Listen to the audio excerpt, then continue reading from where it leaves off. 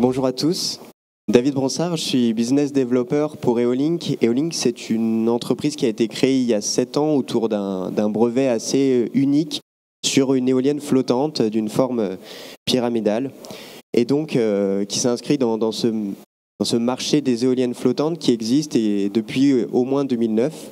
Alors depuis 2009, on a vu les premières éoliennes flottantes s'installer en Europe du Nord ou en Europe et aujourd'hui occuper une place assez dominante par ces pionniers. Mais nous croyons chez Eolink qu'il y a une place pour l'innovation car elle permettra de briser ce plafond de verre au niveau de la compétitivité des solutions en livrant des solutions plus adaptées au contexte flottant et donc en essayant d'atteindre une meilleure compétitivité. Alors nous, chez Eolink, la compétitivité, nous la cherchons au travers de cette structure pyramidale qui a la capacité à répartir les efforts subis par l'éolienne entre les 4 mâts plutôt que sur un mât unique et donc une meilleure résistance en fatigue sur les efforts des vagues, les efforts du vent au cours de la durée de vie. Alors ce design spécifique a été vraiment pensé pour des applications flottantes parce qu'il tourne autour d'une ancre et ça c'est uniquement possible sur l'éolien flottant où la structure peut entièrement se déplacer sur l'eau sans problématique de masse. On a une structure qui est quand même gigantesque et qui va tourner autour de l'eau. Vous allez voir ici sur cette image.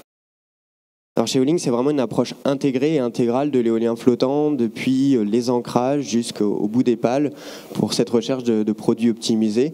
Donc avec mes collègues qui travaillent sur la modélisation des lignes synthétiques, de cette bouée d'ancrage spécifique à travers de laquelle passe l'exportation d'électricité, mais aussi de tout le flotteur et de l'asservissement à la fois du flotteur et de la turbine. En mettant tous ces éléments ensemble dans une ingénierie globale, on arrive à améliorer les caractéristiques de l'éolienne. Et on arrive notamment à une économie d'acier sur le flotteur, une économie de 30% d'acier et qui se traduit par une économie de 8% sur le prix de vente final de l'électricité. C'est vraiment très important dans l'éolien flottant d'arriver à une économie sur cette masse. Et donc, grâce à cette approche intégrée, nous arrivons à ces caractéristiques. Alors, l'éolienne Eolink fait partie de la famille des éoliennes dites à point d'ancrage unique. C'est tout simplement pour vous partager que ce type de technologie est un peu différent de ce qu'on voit aujourd'hui, mais qui est assez répandu chez des concurrents. Donc, le point d'ancrage unique, c'est une bouée, soit à l'intérieur de la structure, soit des portées, qui permet à l'éolienne de s'orienter face au vent. Et l'avantage de cela, c'est que l'éolienne, elle est toujours face aux conditions les plus difficiles de vent en tempête, et donc elle présente son meilleur profil. La structure est une fois de plus optimisée. Alors c'est vrai que nous avons des concurrents qui l'utilisent, mais chez Eolink, on l'utilise vraiment très fortement, et ça nous permet d'avoir cette structure pyramidale, et donc de supprimer par exemple le yaw de la nacelle, d'avoir une masse centrée au milieu du flotteur et finalement un flotteur plus petit, et je reviens sur cette économie de masse. Alors pour parler un petit peu des étapes de développement d'Eolink jusqu'alors, parce que peut-être que vous nous avez déjà rencontrés ou peut-être pas, donc la société est créée en 2015, elle a testé en 2018 un premier prototype pour faire une preuve technique du concept, alors un prototype à l'échelle 1/10, mais qui vraiment représentait une éolienne de 12 MW strictement du point de vue technique. Et donc les résultats de cette éolienne, c'est tout d'abord un grand rotor sur un petit flotteur. Un grand rotor de 20 mètres de diamètre sur un flotteur de 7 mètres de diamètre. Et c'est encore une fois un indicateur de la compétitivité. Le grand rotor permet de capter plus de vent, donc de produire plus d'énergie, et le petit flotteur, c'est moins d'investissement initial, un capex plus faible. Alors cette démonstration elle avait été faite en mer, donc de cette première éolienne en mer en France, et a permis aussi de voir le comportement dynamique du flotteur et les mouvements en tête de mât, les mouvements de la nacelle. Dans un deuxième temps, après cette démonstration, l'entreprise a travaillé sur une preuve industrielle, sur une éolienne pré-commerciale de 5 MW, qui a obtenu en début de cette année la certification du Bureau Veritas. Donc le design a été certifié. C'était une étape clé pour pouvoir avancer vers la fabrication. Alors quelques chiffres sur cette éolienne de 5 MW. Le flotteur en lui-même pèse 1200 tonnes. C'est donc environ 240 tonnes par mégawatt. Et nous cherchons à descendre encore plus bas dans les versions plus grandes. Le flotteur fait 52 mètres de côté et le bout de pale atteint une hauteur de 140 mètres tout au bout de la pale. Et malgré ces grandes dimensions, nous restons à un prix d'investissement de l'ordre de 4 millions d'euros par mégawatt. Alors, suite à cette étape de design chez Eolink, nous rentrons maintenant dans la réalisation du projet, et ce grâce à une levée de fonds récente. Et j'ai le plaisir de vous partager la venue de Acciona Energia au capital d'Eolink, donc en fin mai de cette année.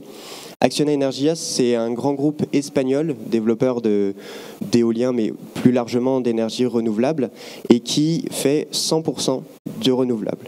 Alors, avec des activités d'éolien onshore, d'hydrolien, de panneaux solaires et d'autres technologies.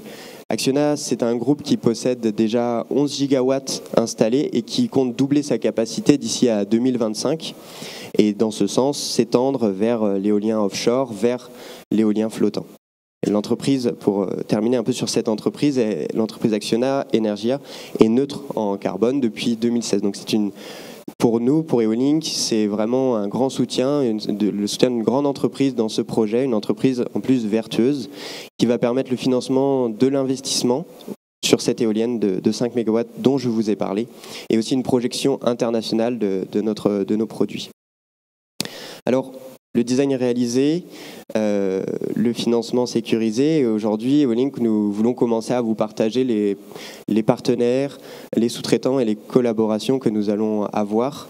Et donc, je voudrais accueillir aujourd'hui Elsa Rondeleu de Valemo, et Valemo qui sera en charge de l'opération et de la maintenance de cette éolienne précommerciale de 5 MW. Je te passe la parole, Elsa. Bonjour. Bonjour à tous. Donc effectivement, avec Valemo, on a le plaisir de collaborer avec Eolink depuis déjà un peu plus d'1 an. Donc Valemo, en quelques mots, on est donc une filiale du groupe Valorem, la filiale de service qui s'occupe de service pour tous les assets de Valorem. Et donc c'est une entreprise qui a été créée en 2011. On a fêté les 10 plus 1 an la semaine dernière. Donc on s'occupe de toute la partie service des parcs éoliens terrestres, photovoltaïques et un petit peu d'hydro. Et Valemo s'est diversifié vers l'offshore il y a 7 ans maintenant. Donc on atteint une centaine d'employés et avec un chiffre d'affaires lié à l'offshore qui était d'un peu moins de 100 000 euros en 2014 et on est passé à un peu plus de 2 millions d'euros cette année. Donc on a une stratégie de développement dans l'offshore qu'on caractérise de stratégie des petits pas. On a commencé par des assets en mer type le mât Fécamp. Ça a été notre premier pas dans l'offshore en 2015. Ensuite, on s'est un peu intéressé à l'ingénierie de maintenance avec plusieurs clients en terrestre et en flottant. On fait des prestations sur le parc de Saint-Nazaire d'inspection qualité depuis 2019. Donc on a suivi toutes les phases de développement, de construction du parc avec des inspections qualité en usine au hub. Et cette année, on a mis des équipes en mise en service et en maintenance. Donc on a aussi une collaboration avec Acrocéan pour la maintenance de leur lidar flottant, ce qui nous a permis aussi de développer nos compétences en offshore sur le territoire français où il n'y avait pas d'assets. On fait également la maintenance de la seule turbine flottante jusqu'à maintenant en France à Flogen. Donc la collaboration avec Eolink, elle a beaucoup de sens pour nous parce que c'est vraiment notre premier pas dans l'éolien flottant. Et on voit les annonces d'appels d'offres. L'éolien flottant, on pense qu'il y a vraiment un marché à développer pour la France. Donc à Valemo, on a une vingtaine de techniciens maintenant qui sont certifiés GWO, Sea Survival, avec toutes les autorisations d'accès et les certifications de HS pour aller en mer. Ces techniciens sont pour l'instant répartis un peu partout en France pour pouvoir livrer sur tous les projets qu'on a. Donc, par rapport à la collaboration avec Eolink, notre périmètre d'activité, donc on prend vraiment toute la partie opération et maintenance, depuis le développement du SCADA, l'ingénierie de maintenance en phase amont, l'exploitation, la conduite. On a un centre de conduite qui va bientôt passer en 24 heures, 7 jours sur 7 à Bègles, au siège de Valemo. Et tout ce qui est maintenance préventive et maintenance corrective sur le démonstrateur qui sera donc installé l'année prochaine. Le fond de cette collaboration, donc comme je vous le disais, c'est vraiment pour Valemo la continuité des activités offshore et le développement de toutes les compétences par rapport spécifiques aux flottants. Spécifiquement par rapport à Eolink, donc nous, on est vraiment très contents de commencer à collaborer. Donc, ça fait déjà 1 an qu'on travaille avec les équipes. On a encore 1 an jusqu'au début des opérations.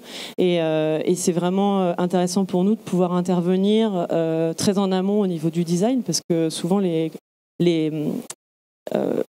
spécificités de la maintenance sont pas toujours assez bien prises en compte, et donc là on a vraiment pu collaborer avec les équipes pour prendre en compte ces contraintes au niveau accessibilité, au niveau spécificité de design, pour que vraiment toutes les contraintes de maintenance soient intégrées dans le design. Ensuite, ce démonstrateur, ça va être évidemment un excellent terrain d'apprentissage et de montée en compétences pour tout le monde. Donc, pour Valemo, pour continuer de former tous nos techniciens et de les faire et les équipes en back office également, pour être vraiment dans l'organisation de toutes les campagnes de préventif, de corrective, et d'optimiser nos temps d'intervention, etc. Et pour Eolink, bien sûr, pour pouvoir avoir des retours d'expérience et améliorer, s'il s'en faut, le design pour la phase commerciale qui viendra très rapidement après. Au niveau des spécificités Eolink par rapport au design et à l'optimisation de la maintenance, donc évidemment un des points intéressants pour la maintenance, c'est quand même l'absence de yaw. C'est toujours un roulement en moins, et c'est vrai que ça diminue assez significativement les temps de maintenance. Ensuite, il y a une maintenance vraiment simplifiée, donc on essaye de limiter au maximum les interventions en mer pour diminuer les coûts d'OPEX. Donc c'est vrai que c'est un design assez simple. Toutes les principaux composants sont réunis dans le flotteur. Donc il y a aussi moins de contraintes d'accessibilité au niveau de la turbine. Il y a un accès dans deux des mâts pour faciliter aussi l'accès donc en haut, et le fait que le design soit complètement intégré, ça rend quelque chose d'assez assez simple au niveau de la maintenance. Donc voilà. Merci. Tu disais un véritable terrain d'expérimentation. Alors pour nous, c'est une nouvelle preuve, un grand pas avec cette éolienne pré-commerciale. Je vous ai parlé de la démonstration technique à l'échelle 1/10 en 2018.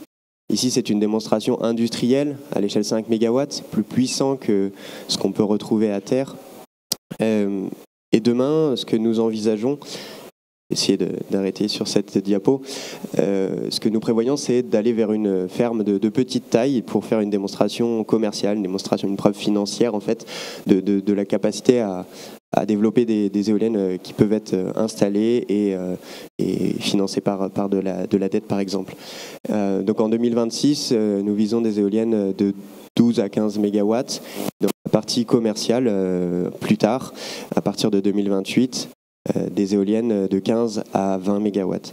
Donc un développement international et qui se facilite, comme je le disais, pour ceux qui viennent d'arriver, par l'entrée d'Acciona Energia au capital d'Eolink. Je ne sais pas si Elsa, tu veux parler un peu de projection pour le groupe Valemo sur l'éolien flottant, si vous avez quelque chose à dire. Bah, oui, donc c'est vrai qu'on a déjà un peu mentionné, mais bon, l'éolien flottant sur le marché français, c'est quand même vraiment la projection qu'on voit par rapport à l'orientation des appels d'offres. Valemo, donc on est un peu dans le début du développement. On suit le développement en France parce qu'on est quand même une entreprise relativement de taille moyenne. Donc on veut vraiment suivre le développement français.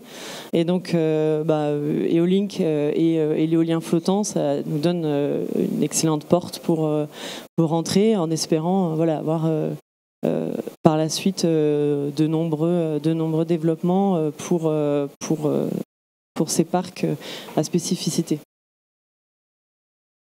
En guise de conclusion, donc pour Eolink, la philosophie de l'entreprise, c'est de l'innovation, oui, mais l'utilisation de briques technologiques déjà connues, démontrées dans les industries pétrolières ou éoliennes, et simplement un assemblage intelligent et nouveau de ces composants pour offrir un produit plus compétitif.